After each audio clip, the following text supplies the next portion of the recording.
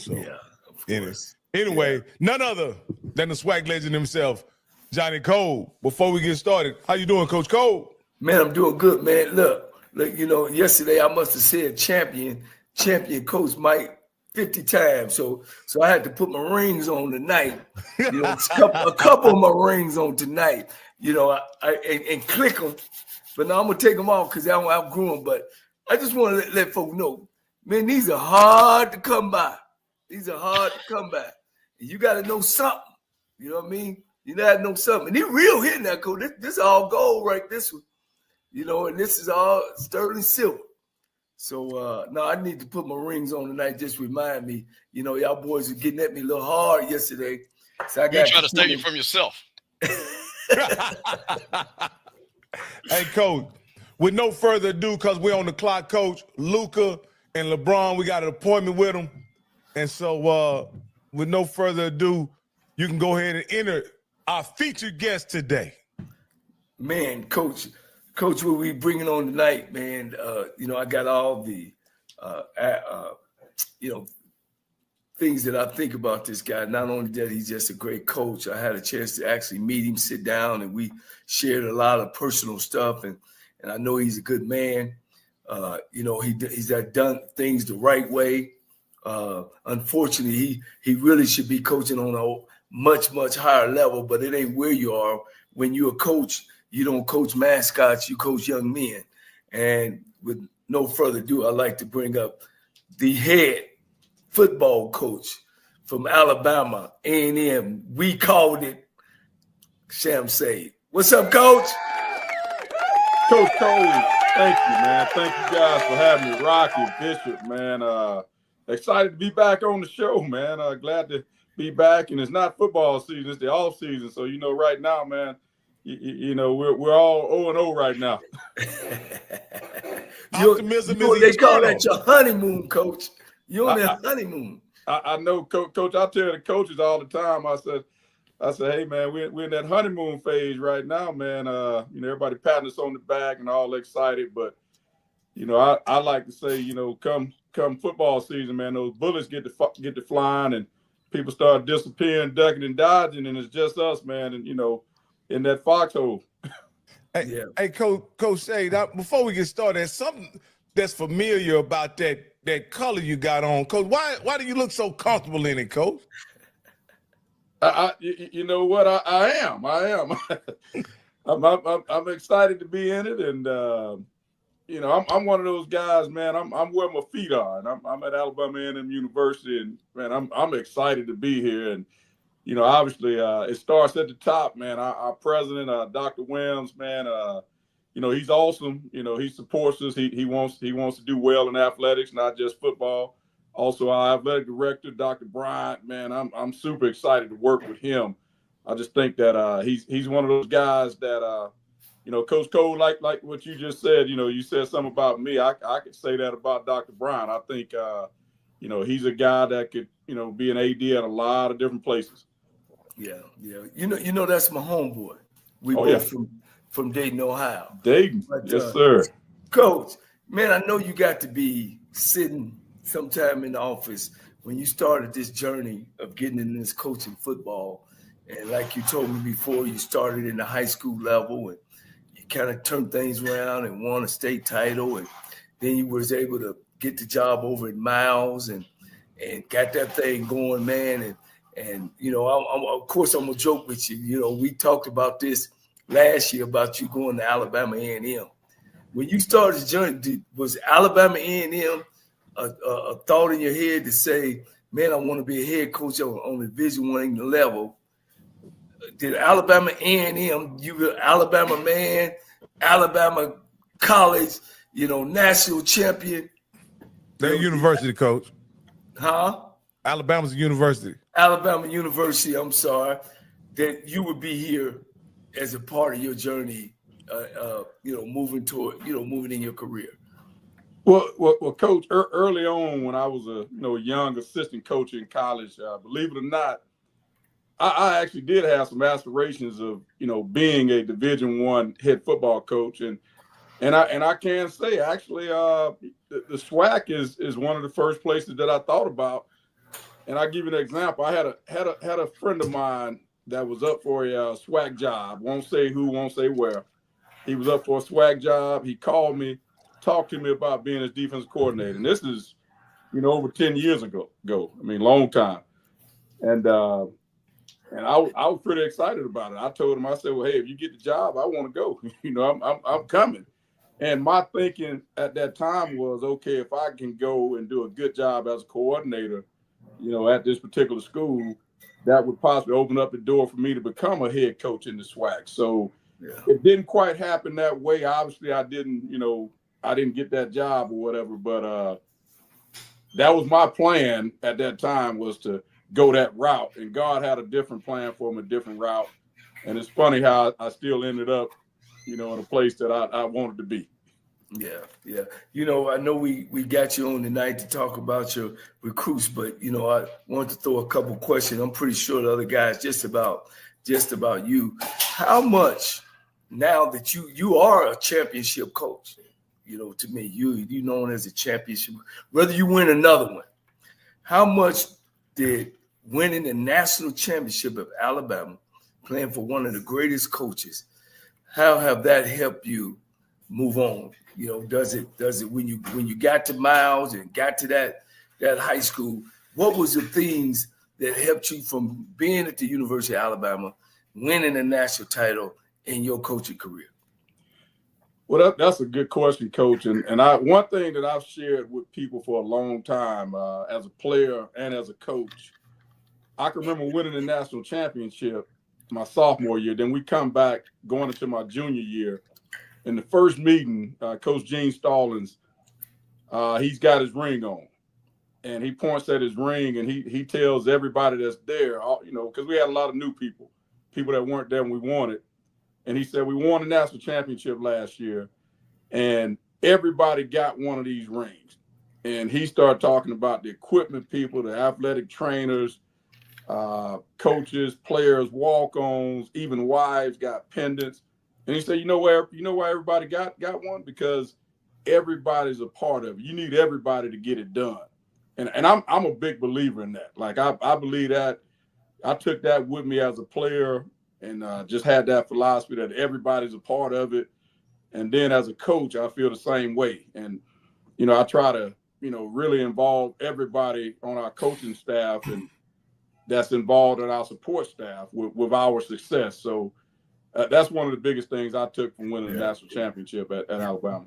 Yeah, one last question. I'm going to let these guys get in here too. Have you been at a program that y'all hadn't won before? Well, we had some lean years in Cincinnati, man, with the Bengals when I first. Okay. That's where I got drafted to, and didn't make the playoffs in 4 years. Did not make the playoffs while I was there. So, I can't say that we didn't have much success, but I feel like the lessons I learned during those times helped me as I moved on as a player to finish out my NFL career, and I feel like it's helped me as a coach. Because I'm one of those guys where, I've been on some good teams. I've been on some bad teams. I've been on some mediocre, okay teams. So, I'm always striving to, have a really good ball club. So I take some of those lessons from some of those lean years, and I try to use that stuff to motivate our coaches and our players and let them know, how we need to be doing things. I got you. Go ahead, guys.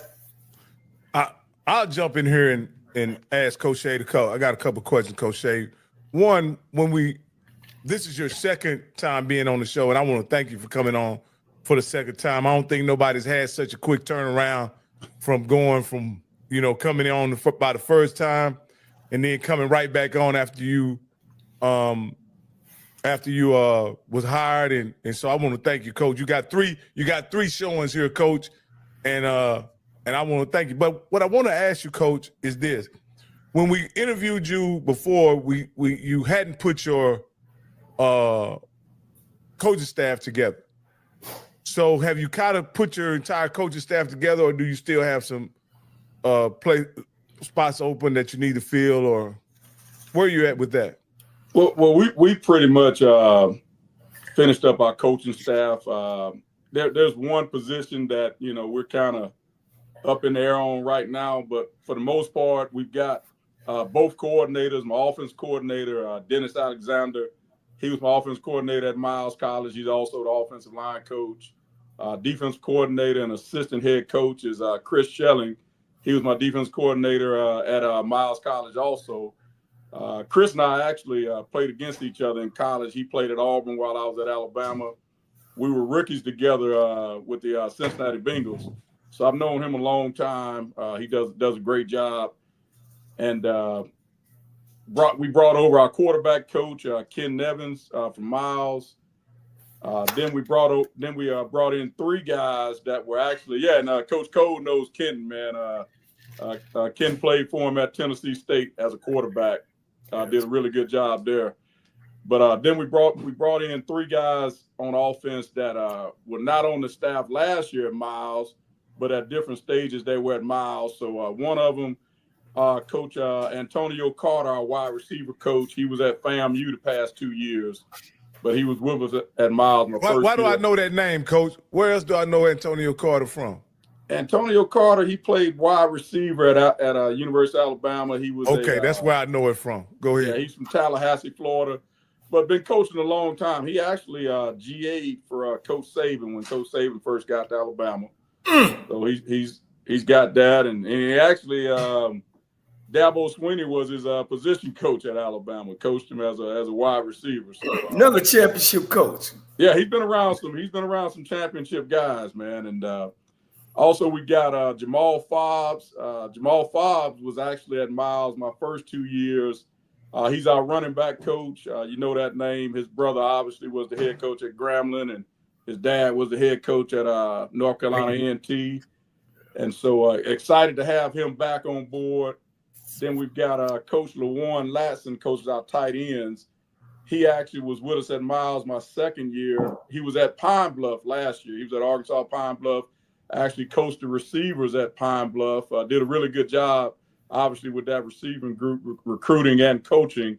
So we brought him back on board as our tight ends coach. And that's on the offensive side. Then on defense, I talked about Coach Schelling, but I've also got one of Coach Cole's homeboys on staff, man. He's coaching my defensive line, Coach Marco Coleman, man. One of my former teammates in the NFL. We played together with the Redskins. But Marco's been in coaching for a while, man. He's been an assistant coach for the Raiders. He coached at Georgia Tech twice. Also coached at Michigan State. Man, he and we've got a great relationship, and I'm excited that he decided to come on board. And this is his first time coaching at an HBCU. Man, he's excited about it, man. He really talks about it every day, man. It's just a good vibe for him. He's enjoying it. And then go ahead. Right. No, go ahead, Coach. I thought you finished. I'm sorry. Okay, then I was going to say my linebacker coach is Coach Ronald McKinnon. Coach McKinnon, man, he was at Miles College with me all 3 years. Was at Miles about 10 years total. Played at North Alabama, played in the NFL for 10 years, man. Had over 1,000 tackles in those 10 seasons. Man, does a great job with our backers. And then last, our special teams coordinator, got a guy by the name of Amos Jones, man. And Coach Jones, we go way back. He was a young coach my first year at Alabama. And matter of fact, he's coached a lot of places, man. He's coached on the NFL level for a long time, was with the Cardinals for a while. He was with Pittsburgh, also the Giants, and also Tampa Bay. And he's one of those coaches, man, one of those guys that I was able to he happens to live in the state of Alabama, not too far from Huntsville. And so, man, getting a guy like him that's been a special team coordinator in the NFL is exciting for us. So that's the staff at this time. Hey, Coach, did you bring one of the guys I noticed on your last staff, Coach Langham? Did he come over with you or Well, Coach Langham, right now, he hasn't, he hasn't come over. We'd love to have him come over, but that's that one spot that we still have open. And okay. All right, Coach. Now let me say this: when I listen listen to the names that you spoke about and you listed as your coaches. Not only are those guys been coaches a long time, all those guys could line up and do it too, Coach. They all could. Man. Yeah. Marco played 14 years in NFL, man. First rounder, played 14, and man was a passionate player. And you know, the good thing is all these guys have taken that passion for playing the game to coaching, and they love it, man. And they're not guys that, you know, hey man, I don't want to do that job. That job too small, man. They'll do whatever it takes to get the job done. And those type of guys you want on your staff.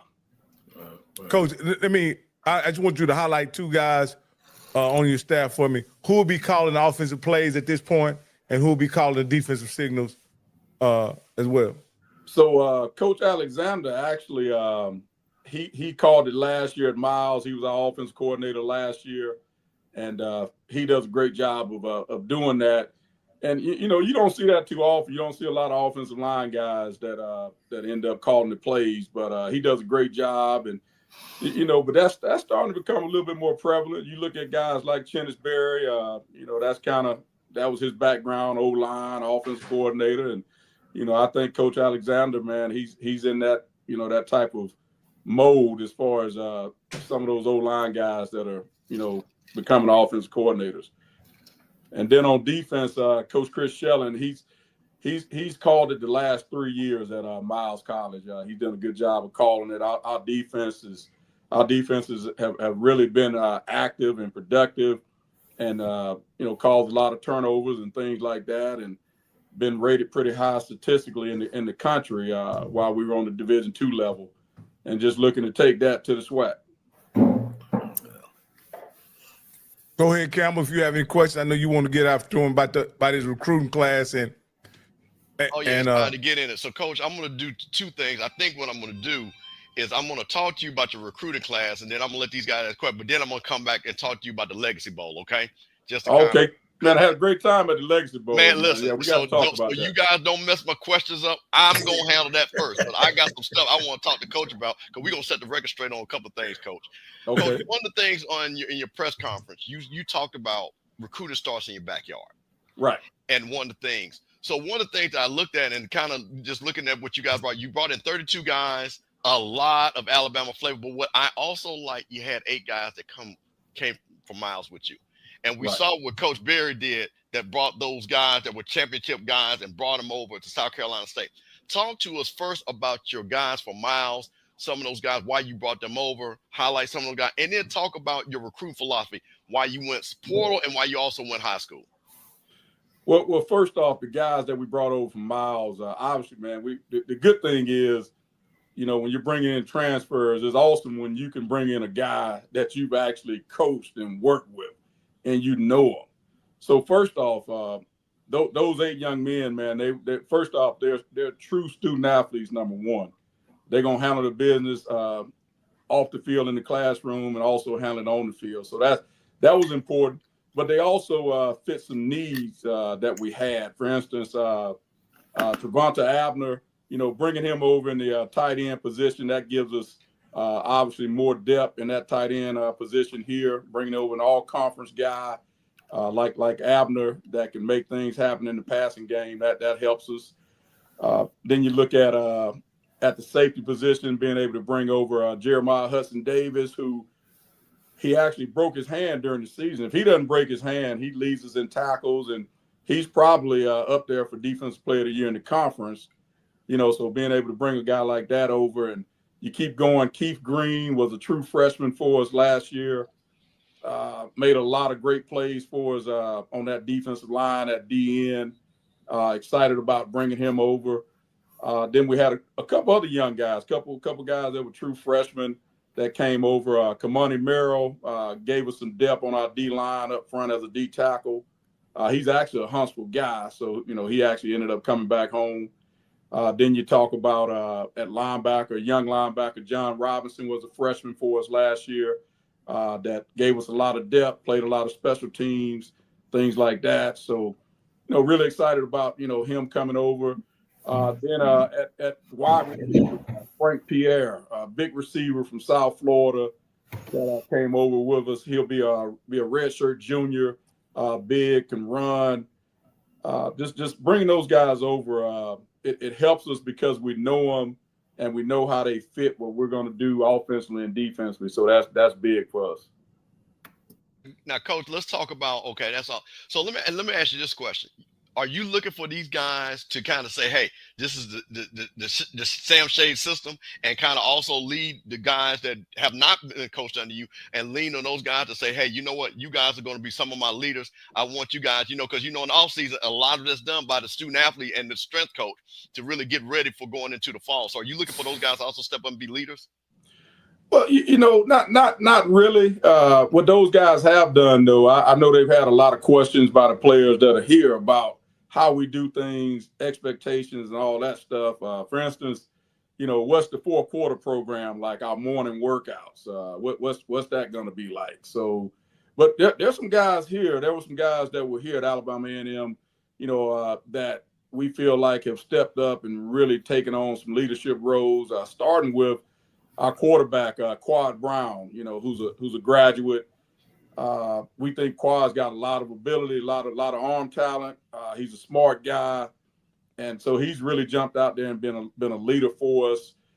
There's some guys on the offensive line that are really trying to step up and be leaders for us, and so that's the exciting part, to have guys that have been here at A&M and that have gone out there and wore that uniform and shed the blood, sweat, and tears. Those are the guys that you really want to step up and lead. Now some of the guys we brought in, they won't hesitate to jump up there and lead also, because they know how it's supposed to be done. So I think we got a good mix as far as the leadership part goes with the guys that were here and some of the new guys we brought in. Okay, Coach, let's talk about that recruiting class. We talked about the guys from Miles. Like we talked about, the backyard, it had a lot of Alabama flavor to it. Guys that either played, came back home, as you talked about, or guys, high school kids that recruit. So what is your philosophy first and foremost, now that you're moved up a level, far as portal versus high school, and the high school kids, why did you think they were so valuable to be in this recruiting class? Well, first off, my philosophy, our philosophy when it comes to recruiting is we want to fill our needs, because in today's college football, you want to go out there and you want to, try to win as soon as you can win, and you want to win as many as you can win, because, unfortunately, you're seeing situations where guys are getting 1 year, 2 years, and, people are pulling the plug. So you want to try to bring transfers in that can come in and play right now, that can help you right now. So we brought in 17 mid-year guys, and we brought all those guys in to compete to help us right now at different positions on offense and defense. And so that's the philosophy about the transfers. But the high school guys, I'm a former high school coach, head coach in this state of Alabama. So I know what type of talent we've got in the state, not just as players, but we got some great coaches, high school coaches in this state that do a great job. Some of those guys, hey, man, I'd love to have them on my staff. But the people have a lot of value for those guys at the high schools that they work at. But when you're able to bring in high school guys that, you're familiar with them and the coaching styles that they've been under, that helps us also. And not just in Alabama, but also Atlanta's 2 hours away from us. You got Georgia right there. We've got coaches on the staff like Ken Nevins and Coach Alexander, Dennis Alexander from Memphis, and you've got Coach Carter from Tallahassee, Coach Fobbs from that New Orleans area, and Coach Latson from places like Shreveport. So, we try to start in Alabama, like we talked about. This is our backyard, this is home.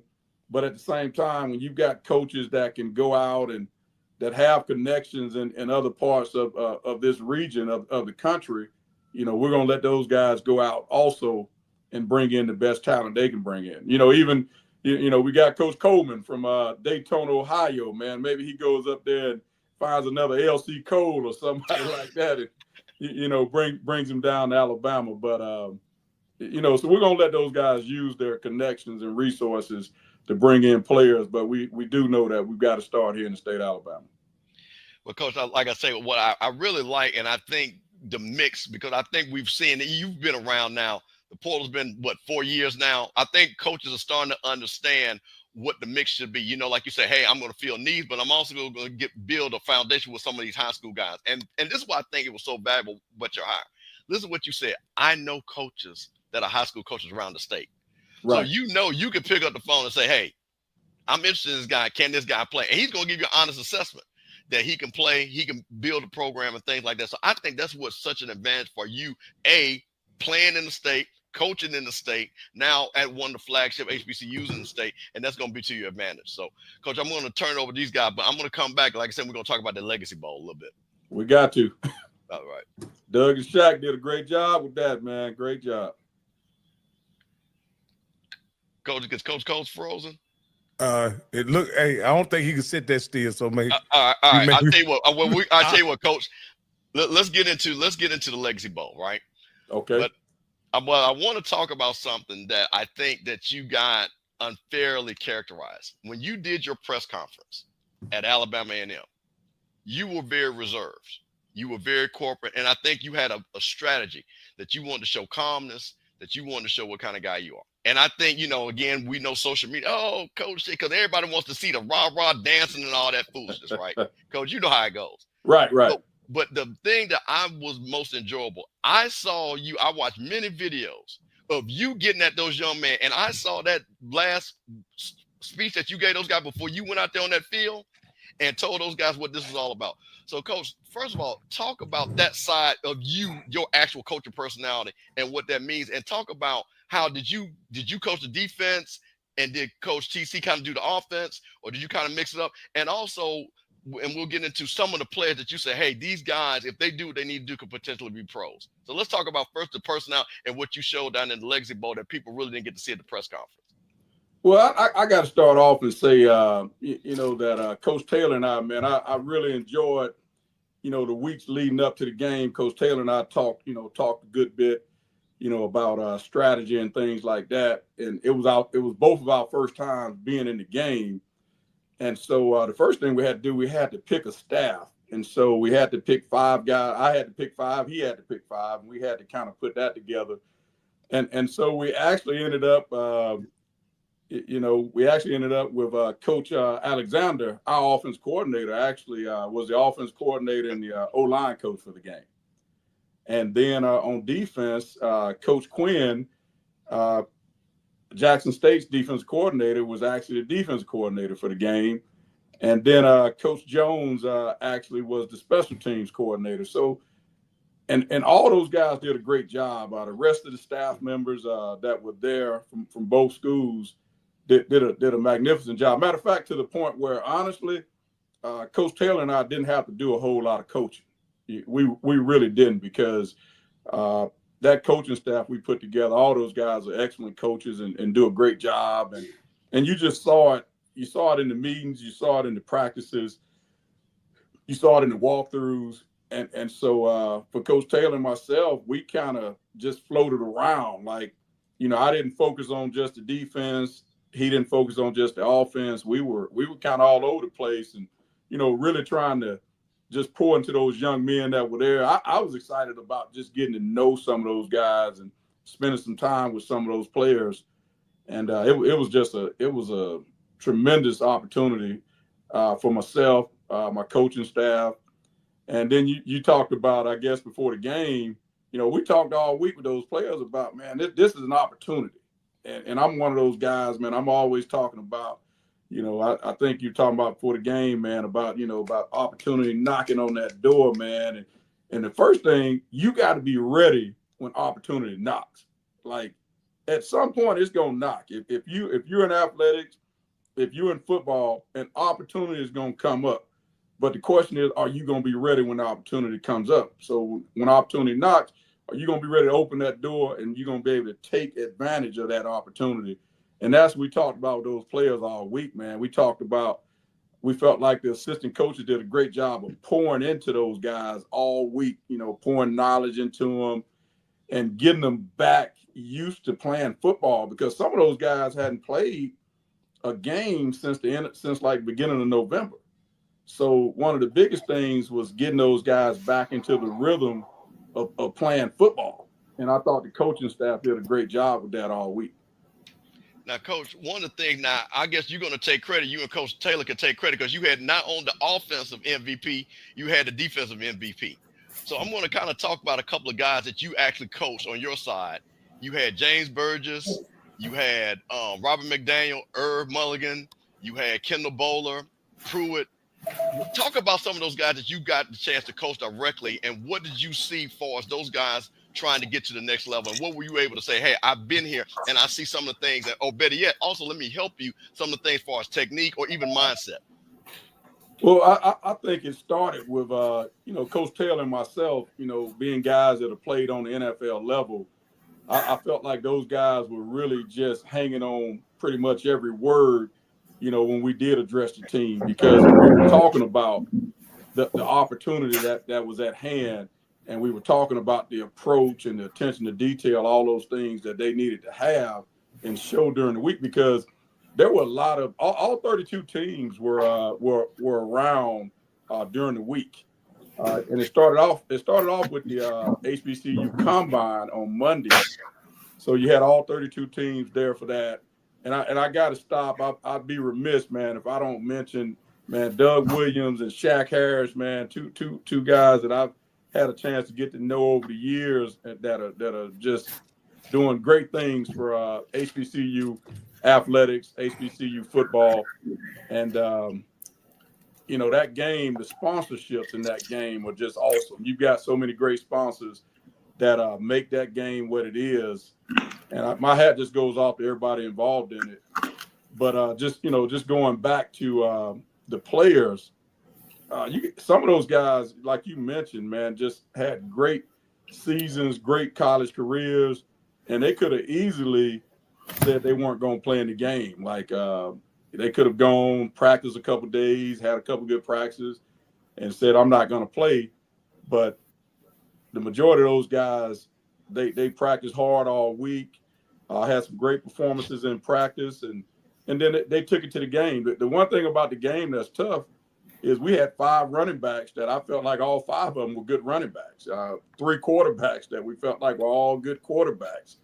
And then you've got 6 wide receivers that are all good wide receivers. And you get in the game, and it's hard to showcase those guys because, it's an all-star game. You want to play everybody. You want to try to, balance out the amount of reps they get as far as touches, balls thrown to them at receiver, handoffs at running back. So there's some guys that had some really good weeks that didn't maybe get an opportunity to do as much in the ball games. Coach, I want to ask you this, Coach. Last year, the game was marred, in my opinion, by probably the best prospect in HBCU football last year being injured in the game. Right. Did that factor into any of the preparation or any of the gameplay that you guys planned out for the game or anything? Did that play a factor, or was that just addressed as part of football? Well, actually, there were some things in the rules for the ball game that probably that they didn't use the year before. For instance, there were no quarterback design runs in the game. So, for instance, if it was 3rd and 1, 4th and 1, 4th and inches, you couldn't put the quarterback on the center and run a quarterback sneak. We couldn't run any RPOs, the run pass options where quarterback fakes it to the back and he can either run it or throw it. We couldn't do any of that type of stuff because there was an emphasis put on protecting those quarterbacks and, just making sure that, we didn't have any design runs for those guys. And I was okay with that. I think that's fine because, in an all-star game, there's only so much you can do. There's only so much time you got with them. And so I felt like that might have helped the defense a little bit, but at the same time, player safety is always a good deal, especially in an all-star game. Yeah. Well, Coach, hey, you guys finished with the Legacy Bowl a little bit? I got one other thing, and then I'll let Coach go. Yeah. Coach, a lot of these guys, as you know, are more likely going to be low draft picks and, free agent pickups. how much did you talk to these guys about being strong on special teams, running down hard on the kickoffs, and doing your assignments on special teams? Did you guys talk to them about that? Because that's a gateway for a lot of those players to again grow into being NFL players. Did you guys emphasize that a lot during the course of the week and kind of letting them understand that while you were a star on this level, there are other things that you might need to do to get to the NFL? Yes, that was a heavy emphasis put on it from myself and a lot of the other coaches that particularly played in the NFL. Myself, I actually didn't become a full-time starter until my third year in the NFL. So my first 2 years, I had to earn a living and be on that team by playing special teams. I shared that with those players. And there were other coaches on staff. Coach Ronald McKinnon played 10 years in the NFL. He's one of them that was there, our linebacker coach. And, obviously, Coach Taylor, he played in the NFL, and he was able to break that down. So those guys definitely understood that. And then you look at the game, the big receiver from North Carolina Central, big kid that can really run, I thought he stood out on special teams. I thought that he did a great job in coverage, covering punts, getting down there, making tackles, causing fair catches. And that's a big receiver that can run and catch and also jump. And we know he's a good receiver, but now people know he can be a good special teams player. So that's going to help him. Hey, Coach, last question, Coach, about the Legacy Bowl. Being that you coached on the D2 level and you're now at the Division I level, what do you see at the very top? Because the Legacy Bowl features the very, very best players that HBCUs has to offer. Is there much of a difference between that D2 player and that really good HBCU player? Well, I don't think there's a big difference between that top Division II player and that top D1 player. I really don't. I think that, it's maybe a situation where you're fortunate, like, for instance, a guy like Jada Byers, the running back from Virginia Union. Obviously I thought he was, just as good as any running back there. And you don't know why he stayed at Virginia Union. Matter of fact, I had a chance to talk to some of those coaches that were there, like Dr. Parker and, his running back coach at Virginia Union. We had a chance to talk, and those guys talked about, yes, he had a chance to leave Virginia Union and go other places, but, for certain reasons, he decided to stay. And so that's how some of those Division II players that are there, for whatever reason, they decided to stay at the college they were at, and instead of going up, because trust me, they all had opportunities to go up to the FCS level at least. And same thing with the Division I players. So there's not a big difference when you start talking about the top guys from Division II. Yeah. Coach, I had the opportunity to call the last game of the year, Alabama A&M's last game of the year. And I don't think is England back, the running back? No, he was actually at the game. He participated in the HBCU Legacy Bowl and did a great job during the week. Really did. And you spoke about Cornelius Brown, the quarterback? Yes, Quad Brown, Cornelius Brown, he's back. Yeah. How, when you went about recruiting, when you came in, did you evaluate film or did you just hit the ground recruiting? How did that work out for you and your staff? Did you guys had a plan on, you're watching these games, you're watching the defense, let's come together and start talking about our needs before you went out to coach, or you just started recruiting? No, we started with evaluating the team that was here, that was here at Alabama A&M. That was the first thing, was to evaluate these guys and see what the needs were, see what the strengths were for this team, see what the weaknesses were. And so that's how it started. And then we knew what we needed to try to go out and get as far as in recruiting. That's how we kind of, figured that out. How many guys did you have coming back on offense and defense?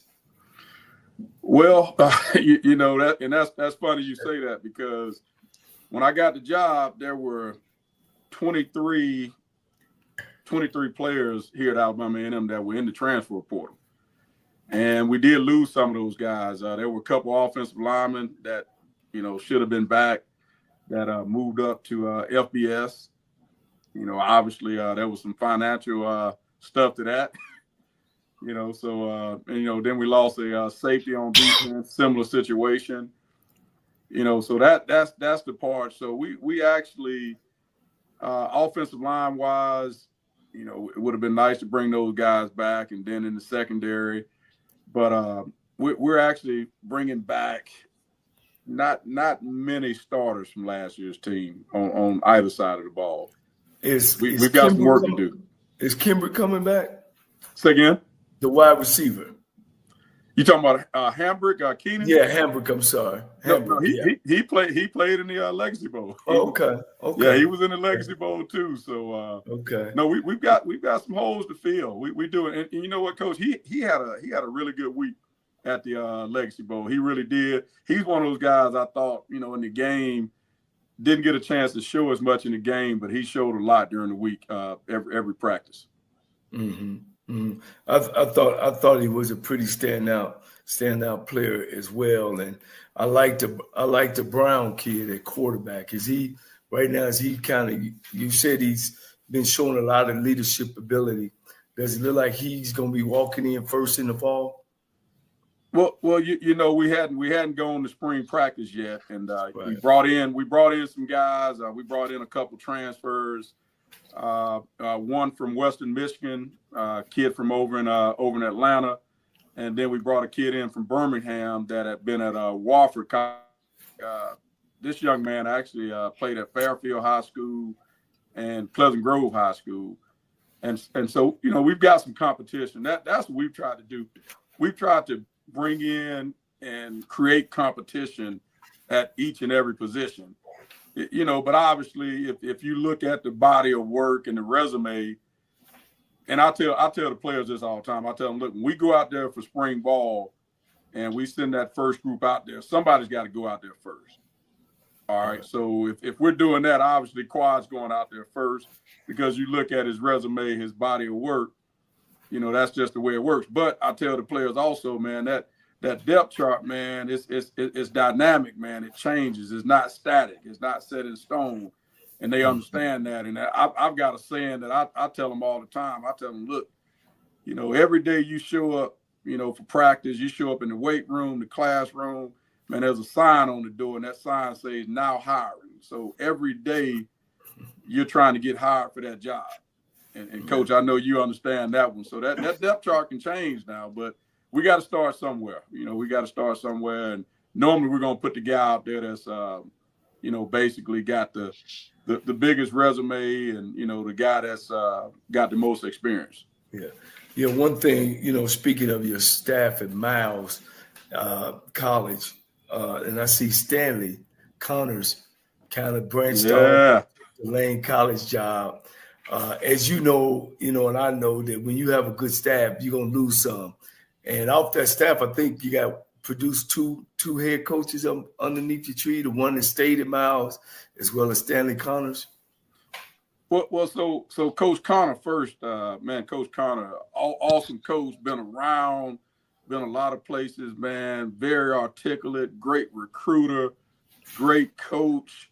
Could probably coach any position on offense or defense and do a great job.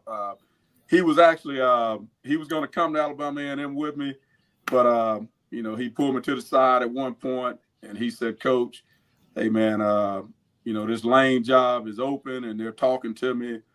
And I said, well, Coach, if it works out, man, I'm happy for you. If not, let's roll at Alabama A&M. Yeah. But it actually worked out. Go ahead. No, I was going to ask Coach Bishop. You remember Stanley Connors, don't you? Oh, absolutely. For Jackson State. Mm-hmm. He could run it too, Coach. Oh yeah. He tremendous player at Jackson State, man. Played in the Canadian League for a long time. Did a good job as the head coach at Benedict. That's the other thing about Coach Connor. He was one of those coaches that I had on my staff that had been in my shoes as a HBCU head coach, and was able to help try to pivot me away from some of the pitfalls and things like that. he, along with obviously Coach George Pugh, who used to be the head coach here at Alabama A&M, that was on my staff at Miles College, and Coach Pugh, he's one that also was a big mentor to me, and really just helped me those 3 years I was at Miles College as far as with some of the things that come up as a HBCU head coach. Yeah. Now, I didn't see you mention, is he going to be with you at A&M, or he said he's going to come visit? Well, yeah, he's going to come visit. Coach Pugh, he's getting up there a little bit, man, and, just, making that move. I'll just say he's got a nice spread down in Birmingham, and, sometimes I think, you get to a point where you say, okay, I'm gonna sit this one out, Yeah. Can you get about a minute? Just give us Coach Pugh, because I've been trying to get him on the show, about what he was the first of at the University of Alabama. And everybody knows George Pugh. He's been around a long time. Yeah, he has. He was one of the first African-American players at the University of Alabama. A lot of people say Bear Bryant said he had the best hands he had ever seen, man. He was a tight end at Alabama, and before the likes of Ozzie Newsome. But that's what a lot of people, talk about with Coach Pugh. And he's one of those guys, man, got into coaching, has been a lot of places, man. You name it. He's probably been there, the Texas A&M, the Arkansas, head coach at Alabama A&M, so he was a big resource for me at Miles College. Yeah. Coach, hearing your staff and, again, watching them play the last game of the year and seeing they had a lot of talent on the team, but you're understanding a lot of them left. And, you played at the big time.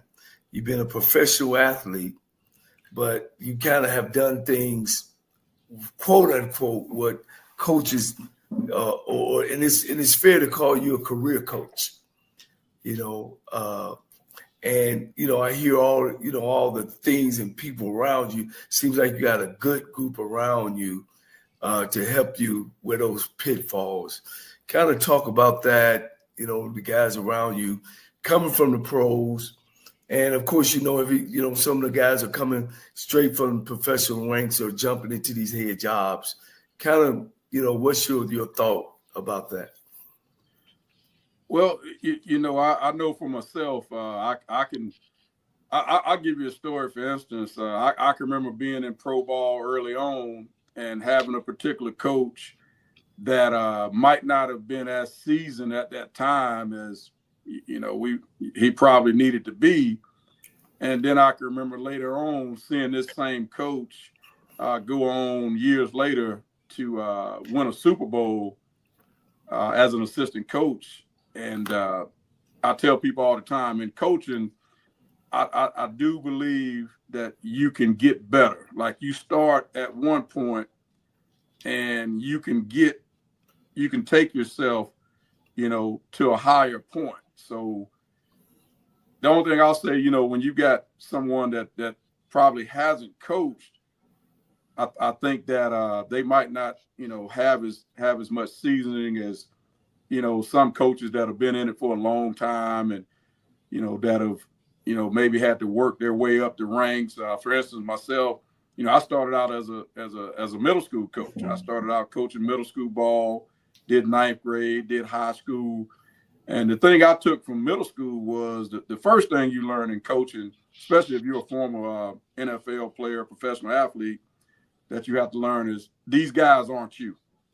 Like, what might have came easy for you, it's probably not going to come easy for them. So you really got to do a good job of developing those guys and giving them a foundation, to stand on and to kind of take off from. So that was the first thing. You learn that, and you just learn that some things they don't know. So you got to make sure that you start from the ground up and you build them. And that's what we do. We still do that to this day. We do it right here at Alabama A&M. That's one of the big things for me. I tell my coaches is we got to do a great job of laying the foundation for our players and, making sure that you know, when things get hard, they've got that foundation that they can lean back on, and that's going to get them through. Yeah. Coach Shay, let me ask you a similar question in a different way, Coach. Right.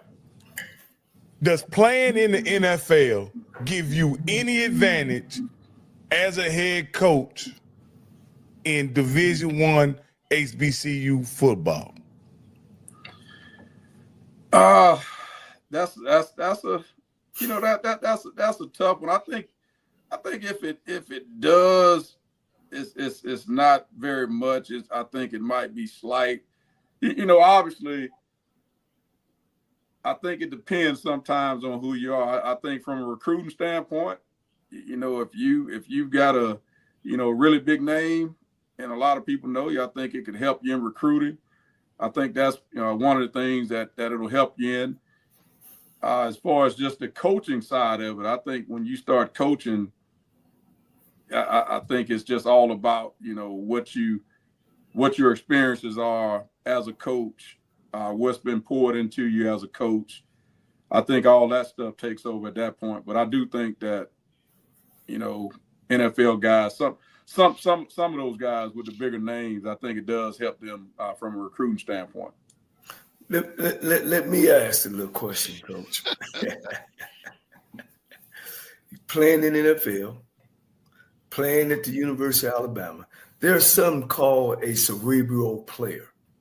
There's some guys that you've played with in the NFL. There's some guys you played with in the pros that when I say cerebral, and you were a cerebral player from Alabama to the pros, because you stood out. You stood out not only just as a good player, you stood out as a leader in the locker room. Coach, he signed with the Redskins. I'm not going to agree with that. All right, you're an Eagles fan or a Cowboys fan? John? Cowboy fan.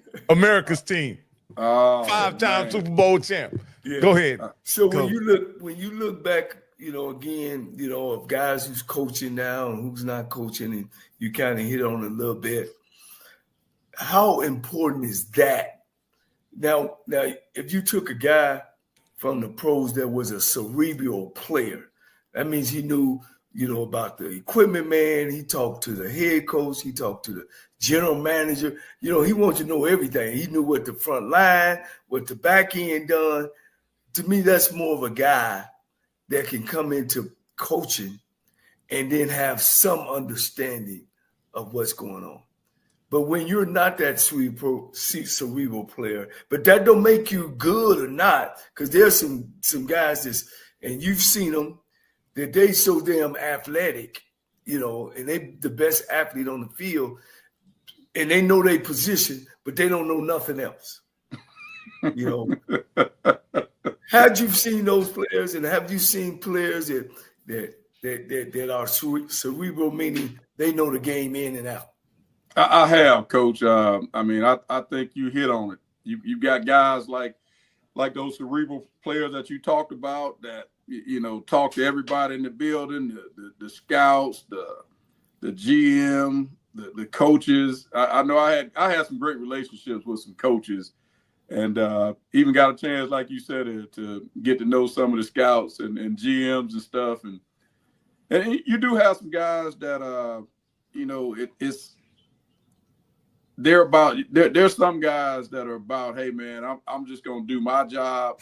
I know what I've got to do. I'm not worried about what anybody else has to do, and I'm fine with that. Like as a player, that never bothered me that this cornerback or whoever didn't know what everybody did. Like I did, but as long as he's out there doing his job, I really didn't care.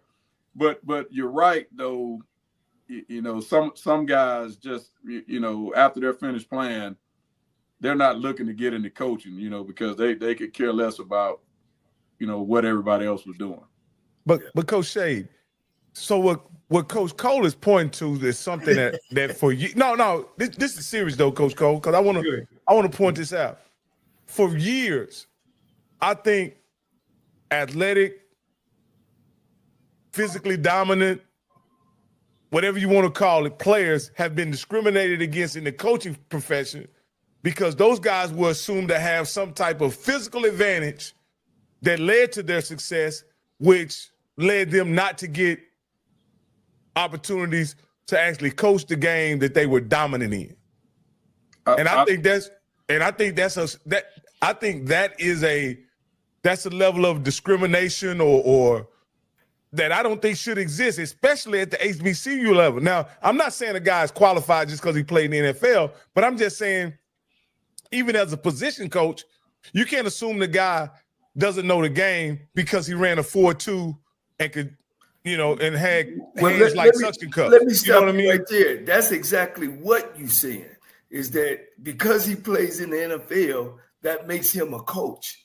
And I'm trying to tell you, I've had opportunities to coach kids up on the NFL, and it's more to coaching than just playing at the highest level.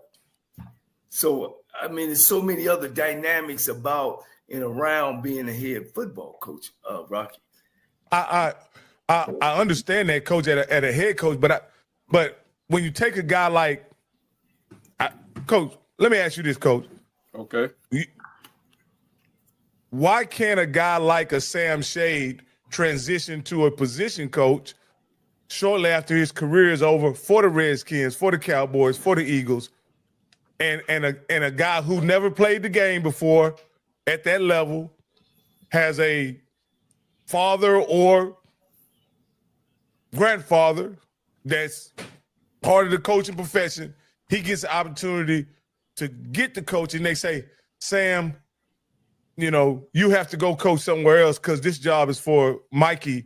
You know what I mean? And I know I'm talking about something that may not be relevant in this situation, but I think great NFL players or successful NFL players historically just don't roll into those positions as well as I think they should. I don't know if they want to coach, but it seems like you would be a candidate shortly after your career being a safety that you could have went and been a DB coach at the highest level, or at least at the D1 level. I think you're right. Now, I will say this though, for a lot of players, and I tell a lot of young guys that I know that are playing in NFL. I've told them for years, if you think you want to coach, go ahead and start talking about that with coaches and different personnel people. And talk about that opportunity that you want, because that's the best time to do it is right after you finish playing. But if you wait, then that window starts. My name is James Jr., and I won $500 on the lunch money for keeping up with the Jonas Bracket Challenge.